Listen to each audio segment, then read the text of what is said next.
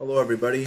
Just wanted to make a quick video that shows you how to write two different body paragraphs about the same topic.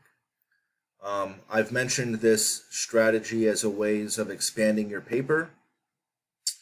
It's totally possible that you can write more than one body paragraph about the same topic. Some of you might be wondering, well, how do I do that? So let's kind of take a look.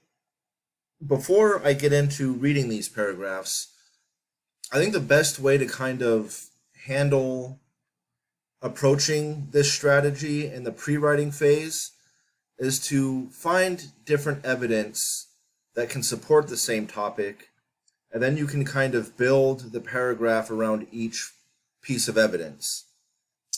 So let's say I'm reading Just Mercy, and I read the chapter about Charlie.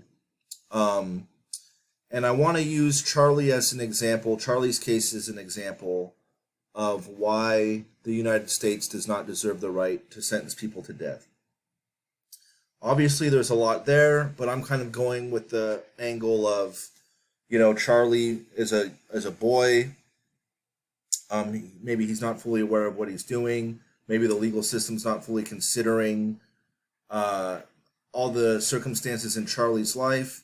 Maybe the legal system is too focused on punishment rather than rehabilitation, and I think that the prosecution of juveniles can show that, as they are, I think, more prone to being rehabilitated than adults might be. So those are some of the things that I'm thinking about. And then I continue to read the book, and then there's a chapter dedicated to children specifically. The three children, I believe Tina, Ian, and Antonio, I believe their names are.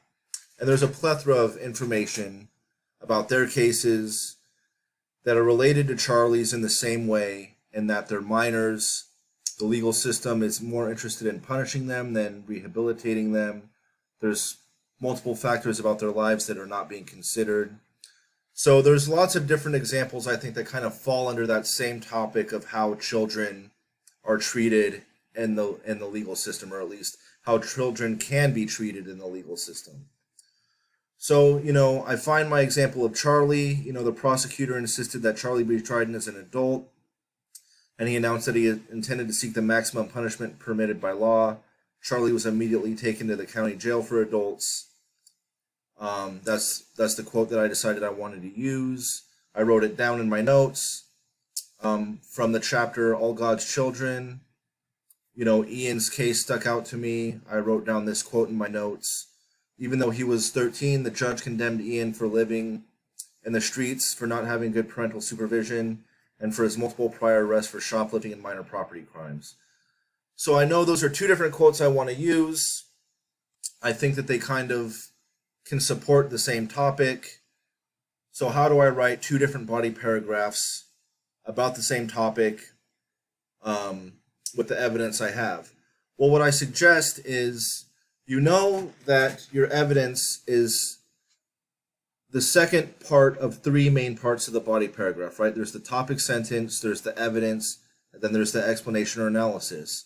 So you have your evidence, right? So it's just kind of about building the body paragraph around each piece of evidence, if you want to work that way, right?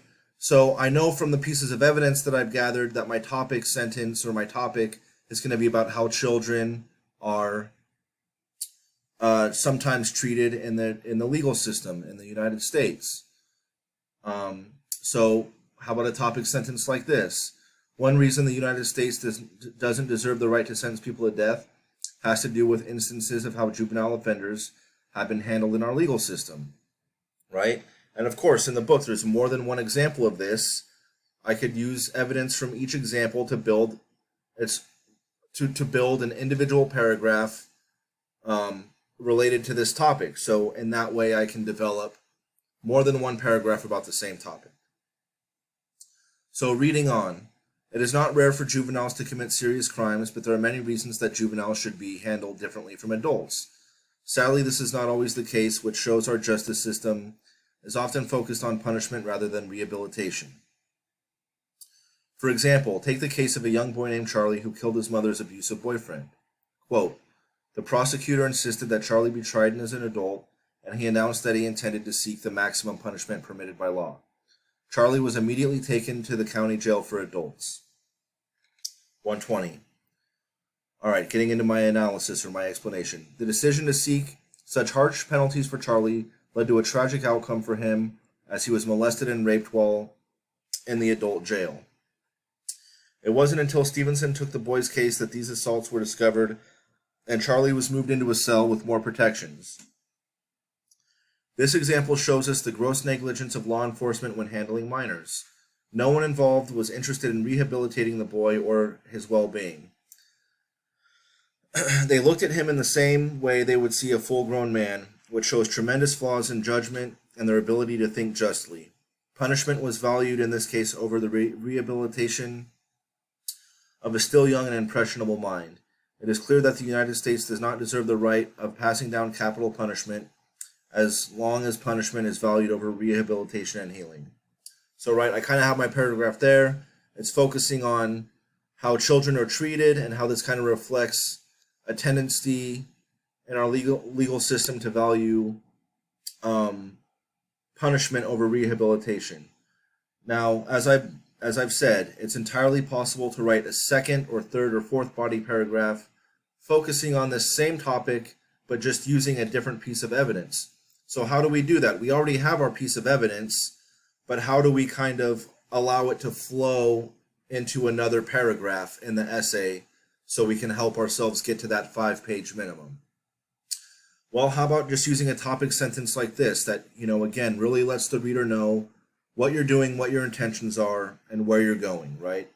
So just another example of poor handling of juveniles by our legal system has to do with the case of a boy named Ian Manuel, right?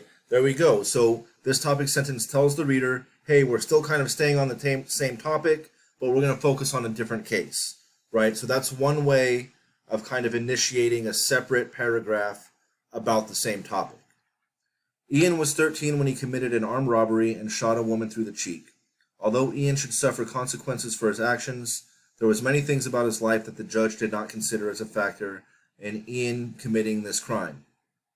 In fact, the judge seemed to want to punish Ian for some of the factors of his life that he could not control.